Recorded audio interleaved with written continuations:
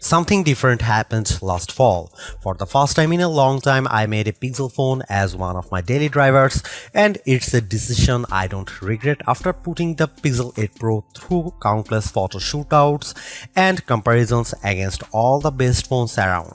Now that its successor is finally here, I have high expectations for the Pixel 9 Pro XL. That's because the Pixel 8 Pro stuck around for almost a year, even when newer Android phones like the OnePlus 12 and Galaxy S24 Ultra tried to tempt me away from it. Google's rearranging its Pixel lineup because instead of just one flagship model, we are getting two Pro models instead. Technically speaking, the Pixel 9 Pro XL is the direct successor to the Pixel 8 Pro because of their similar sized screens, whereas the Pixel 9 Pro has a much smaller display. I break down all the details about them in my Pixel 9 and Pixel 9 Pro versus Pixel 9 Pro XL comparison. Given the opportunity of the iPhone 15 Pro Max and Galaxy S24 Ultra, Google's arming the Pixel 9 Pro XL with bigger upgrades like newer cameras, more helpful AI features, and a stronger, more durable design. In my Pixel 9 Pro XL review, I will see if it's a worthy update that could convince people to choose it over rival phones. Frankly, I'm annoyed that we are getting back-to-back price hikes because the Pixel 8 Pro launched at $100 more than its predecessor last year with its $999 starting cost. And now with the Pixel 9 Pro XL, it's up by yet another $100 to a starting price of $1,099 in the US. This effectively ends one of the best parts about getting a Pixel phone, their discounted prices. Pixel 9 Pro XL pre-orders are available right now with steep discounts on the flagship phone when you do a trade-in, although it will be available online and select retailers starting on September 4. There's a total of 4 colors at launch: Obsidian, Porcelain, Hazel, and Rose Quartz. I do miss the Bay option for my Pixel 8 Pro, but I do like the Rose Quartz color of my Pixel 9 Pro XL review unit because of its lighter tone. I'm really annoyed that the base starting storage is still 128GB. First and foremost, I love the redesigned camera hump on the back of the phone because it's much more pronounced than ever before. The elongated pill-shaped protrusion in a departure from the edge-to-edge camera bar in past Pixels, but it's exactly what it needs to set it apart from other phone designs. Apart from the camera arrangement, the design of the Pixel 9 Pro XL makes it look eerily similar to the iPhone 14 Pro Max due to the polished metal rims that are now flat as opposed to contoured. I know others may like this change, but it doesn't feel as comfortable to hold as the rounded edges of the Pixel 8 Pro, so it's something I'm just going to need to get used to. Despite this, at least it's still sporting the same matte gloss surfaces as before to give them that always clean, smooth look. Google claims that the design is twice as durable as the Pixel 8 Pro with its IP68 construction, especially with Corning Gorilla Glass Victus 2 protecting its screen.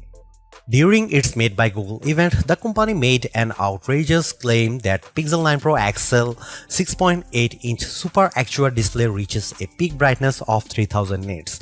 I didn't think it was ever going to get close to that in our testing, but I was mistaken. Hands down, the Pixel 9 Pro XL has the brightest screen we have ever tested, reaching a blinding peak of 2469 nits, a substantial improvement over the 1526 nits of the Pixel 8 Pro. And you know what? It shows outside when I play the same 4K HDR clip, with the Pixel 9 Pro XL being noticeably brighter than the Pixel 8 Pro. But it doesn't end there either, because this OLED panel looks marvelous with its rich color tones and wide viewing angles that barely show any distortion when I look at it from an angle. This record-breaking mark is hard to believe, more so when rival phones like Galaxy S24 Ultra tops out at 1326 nits. I'm starting to believe that phone makers are leaning on software more so than the hardware to propel their cameras, and the Pixel 9 Pro XL is proof of this. That's because its triple camera system consists of a 50 megapixel main camera, 48 megapixel ultra wide, and 48 megapixel telephoto with 5x optical zoom. Technically speaking, the main and telephoto cameras are identical to Pixel 8 Pro. However, the ultra wide benefits from a wider f1.7 aperture, which makes it more suitable for low light. While the rear cameras are similar for the most part, it's the selfie camera that gets the biggest upgrade. A pixel crunching 42 megapixel autofocusing front camera with a wider 103-degree field of view. I won't spill the beans on how it performs just yet, but it's undoubtedly a big upgrade if you intend on using it a lot. Meanwhile, the camera interface is just as intuitive and robust as ever before. Since it's a Pro model, shutterbugs like myself appreciate the Pro controls that let me dial in a few of the camera settings manually. The only new changes include the Add Me feature, which leans on AR guidance to let the photographer be included in the shot along with how panoramic photos are taken. Here are some camera samples of Google Pixel 9 Pro XL.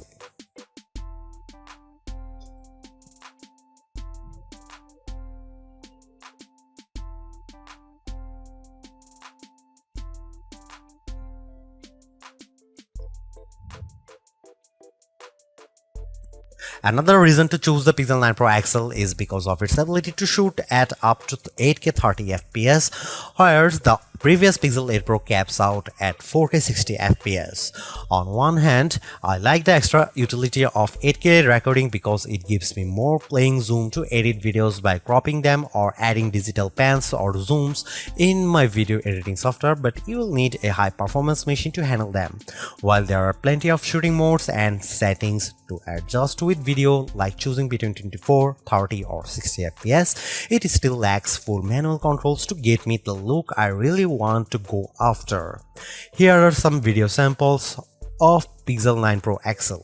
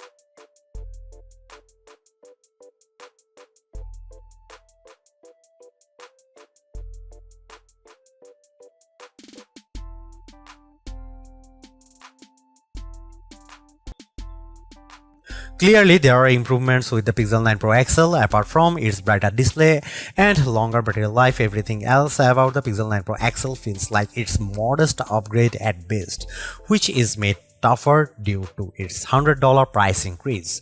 While the new AI features are helpful, I was hoping for bigger improvements around its camera and processing performance.